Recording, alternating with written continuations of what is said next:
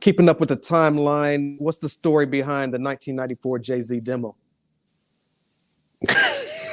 Yeah. Yo, you've been doing some homework, huh? Just a little bit. Where'd you hear about that at? um, Man, maybe Complex. Okay. Maybe Uh, Complex. okay. Complex. I forget. I remember telling people about it, but I definitely told one of the cats, my man from from Britain, we had discussed it. But yeah, so Jay-Z was supposed to come to Loud, man. Like, I had his demo. I still have his demo. It's upstairs on my mantle. It's definitely a trophy piece. And there's definitely songs on there that nobody's ever heard before. And I'm not no sucker motherfucker, so I never released anything or leaked anything like that or whatever. He got like the song on there about basketball and da da da da. A lot of it's produced by Clark Kent and a kid named Ski from Original Flavor. And but there was a song on there called "Reach the Top," and I believe it was a Marvin Gaye sample, and that was the song that we wanted to run with and shoot the video with, and you know, so many stories go down over the years as to why it didn't happen. But I always say to people, like, that's the only time that I can remember that me and Maddie C ever wanted to sign somebody and the deal didn't go through or it didn't happen. Um, Later on, I always thought that Steve always used to run some story about something about RCA was in transition and they didn't want to do the deal, which was bullshit. But later on, I come to find out from Noah Calloway, because we all did a little Loud history thing on Loud Records a few months ago. Uh, um, but come to find out, like, that Rich Isaacson, who was the president of Loud, and Dame Dash had some kind of, squabble over the phone. And you know how Dame is. I could see Dame saying something left to Rich and Rich being like, fuck it. You know what I'm saying? But the essence of the deal, I also can tell you that this was when we were at 841 Broadway, and that was our first original offices, which was like the top of Broadway and 14th Street, basically. And I could tell you one time, leaving the building with my girl at the time, and coming out the building, and Jay-Z and Memphis Bleek are right there in front of the building. I forget what the whip was that Jay had, but all I remember is like he was like, yo, you need a ride to the ferry, and and we, me and my girl was like, yeah, I'll take a ride to the ferry, you know what I'm saying? So me and my girl get in the back, and we both noticed this motherfucker had TV monitors in the back of each headrest. Now this is without a deal, right? And so, basically how they were coming to the table, it was a no-brainer, because they didn't want no money up front. They didn't want no marketing money. They didn't want no recording money. All they wanted was distribution and for us to take our piece. Come on, man. That's a win-win. So I don't know. That could have been a little scary to other cats at that time. That's a real gangster way to approach it. You know what I'm saying? Right. So whatever, the deal didn't go through, and eventually they wound up. Forget who originally they signed with. Priority. Priority got the original Reasonable Doubt record, and so by the time when they left Priority, and did the deal with Def Jam. They took Reasonable Doubt with them, Right. and so yeah, Wow. that's the whole story. So yeah, I still got the tape, man. I ran into Jay like a minute ago, maybe a few years back, 2015. He was coming out with one of his books. So I went to his book signing, and I had him sign the tape. And he looked at it. He looked at me, and he's like, first question he asked me was like, "Is there still music on here?" I was like, "Yeah." And he wrote "The Holy Grail," Jay, Dope. whatever. And yeah, so yeah, I still got that. Very dope. Uh, 95. Did you have any thing to do with Raekwon's Only Built for Cuban Links? Yeah, absolutely. you know, during the transition of Wu-Tang, um, you know, from a group, and first two guys to get solo deals were Method Man and Old Dirty. I'd say Old Dirty was probably signed to Elektra first. Dante Ross jumped on that immediately. Tracy Waples jumped on the Method Man situation. Things were working out great at Geffen for Genius. And at the time, RZA was setting up a deal with Sony, which was soon to be called Razor Sharp. And, we had a put. So, people don't know, like people always like, oh, Steve signed a deal for them to go wherever they want. Well, yeah, the deal was he could take artists anywhere. But first and foremost, Loud was allowed to match any deal. I mean, at the time, Loud didn't have that kind of money to match Method Man, to match Old Dirty or whatever. So they got away. But they also had a put to be able to keep at least two members. So at that point, Steve is asking, who do we want to keep, So I felt like at that point, in terms of, protect your neck and then the Cream coming, developing and what it was going to be. We felt like if we had Ray, Ghost wasn't going to be far behind. And we felt like, Deck was just, dope to work with, easy to get along with, humble, and a lyrical assassin. So we chose to keep Deck and Raekwon at Loud. And so the first album up was supposed to be Ray's album. Where I come in is that RZA was on his RZA shit, and he wanted to do the entire album on Staten Island. And he didn't want a lot of people around, this and that. So, I was one of the fortunates that was, able to, because I lived on Staten Island. So, I spent, doing the recording of that, I remember spending almost like a month just on Staten Island. And really, like, my routine for a while was just like, hang out during the day, round the way, you know what I mean? Play different beats and demos for the goons and see what their opinions was, different Mobb Deep shit that we was working on, whatever.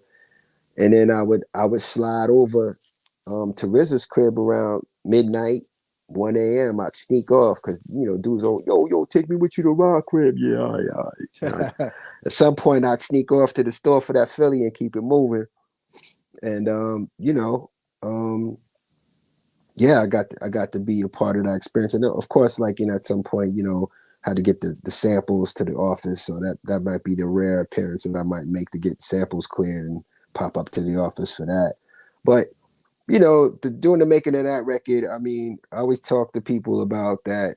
What always stood out to me and Matt was when I think the original record that Meth had with Mary J. It was like it was kind of weird. It was kind of drumless. Like it was, drums wasn't smacking, and then Puff comes along and remixes the record, and then the record is all over the clubs.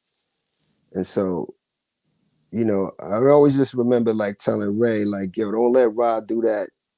And it's a big thing. Dudes do it all the time now, but that whole thing where like, dudes is just rocking over a loop with no drums behind it. Like, that's cool when you in your car, whatever.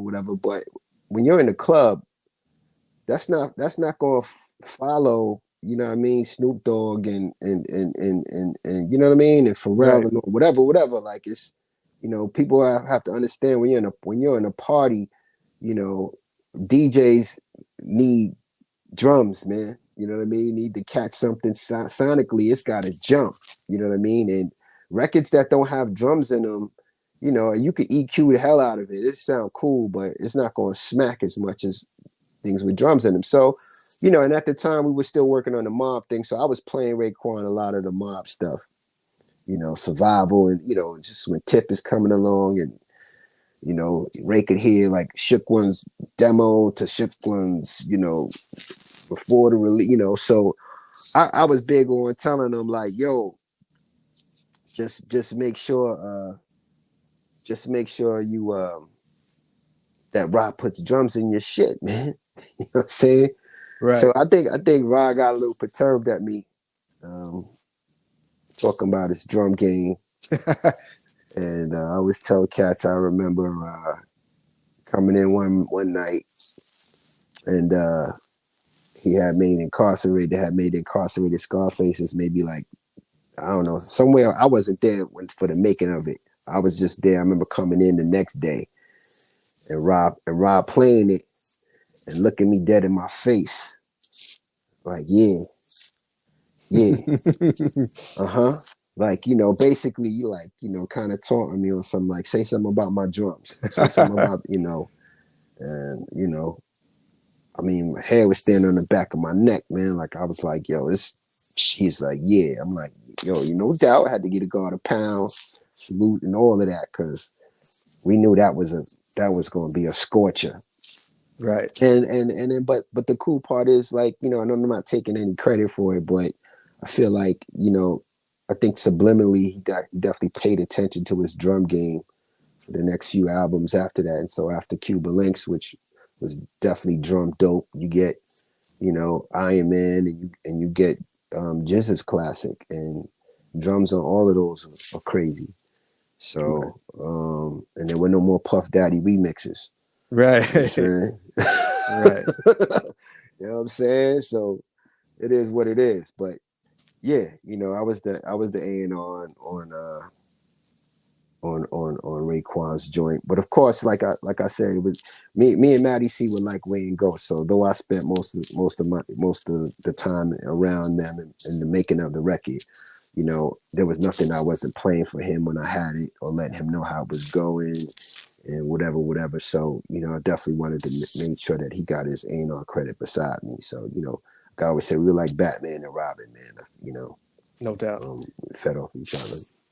So, what point do you get senior vice president of A&R at Loud? Uh, Because I that know Steve seeing you do your work by 95. So, how far before that or long after that did you? yeah, yeah. I always felt like, around the time of, right after Shook Ones and Cuba Links, I became director of A&R.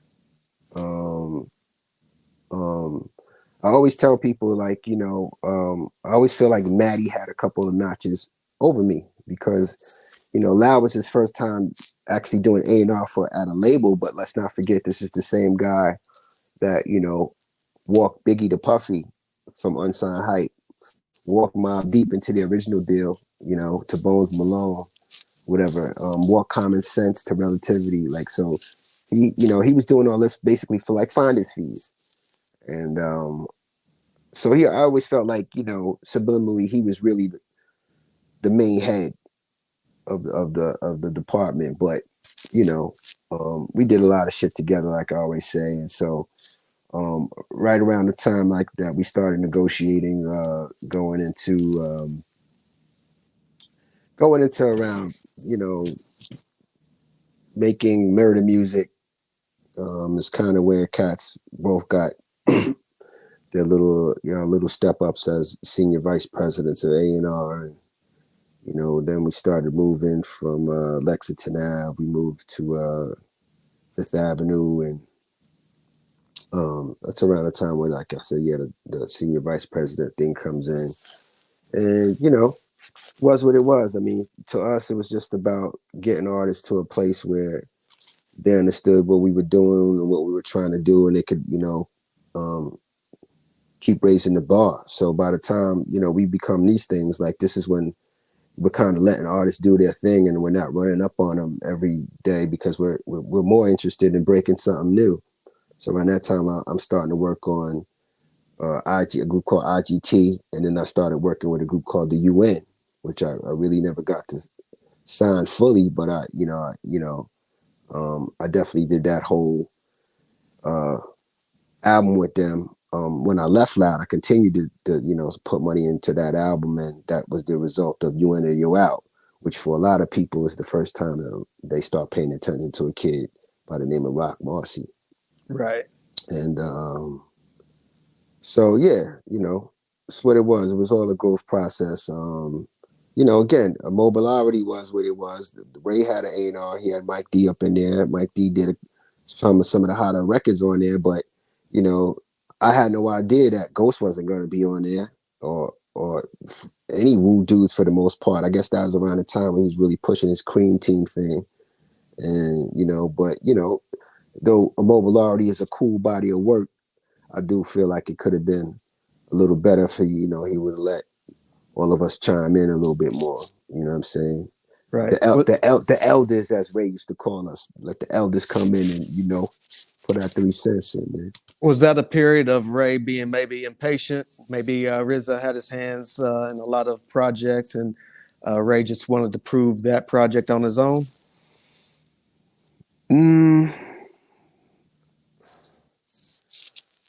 I think that you get to a point where you really feel like you got a grasp on what people want, and getting a grasp on what people want is, to me, is by letting other people chime in. You know what I mean? If you're just playing shit for you and your clique, and of course, and everybody's going to sit there and head nod. You know what I mean? Like, when like IGT, when I signed IGT, it wasn't. I thought it was hot. Maddie thought it was hot, but it was when I played it in the listening room, and 5 different dudes would run out of the mail room or from the promotion area, or Inspector Deck comes in and it's like, "Yo, what the fuck is that?" That's when you wanted something, because it's the music is just bigger than a couple of heads. So with that said, it's just like, I just kind of feel like at that point, when it was also a point of like, we were also making Deck's album at that point, and everybody was on my solo, and Deck was a humble dude. You know what I mean? But we all gotta admit, like, everybody took time out to make sure that Jizza album, Ray's first album, and Ghost's first album was what it was, and had the group behind it. By the time we get to Deck's joint, it's like cats are all over the place, not showing up. And Deck was like, "Fuck it, I'm gonna just do this, pretty much, myself." I added on what I could. I bought Lost Professor in. He did a joint, Hypodermics. I bought Juju in. He did Forget Me Nots, a couple of a joint, whatever. I did what I could, but like, it was definitely a thing of, like I said, like everybody was on their shit, on their own shit. Right. But if you always notice, Starks never really did too much without making sure that Ray's ass was in there with him. You know what I'm saying? Because I think he understood, that was the cloth that a lot of people wanted to hear. Right. And so, yeah, that is what that is, man. But, like I said, all of it's still learning processes, and every body of work kind of represents, an experience, a time, et cetera, et cetera. So, Right. and, it's what it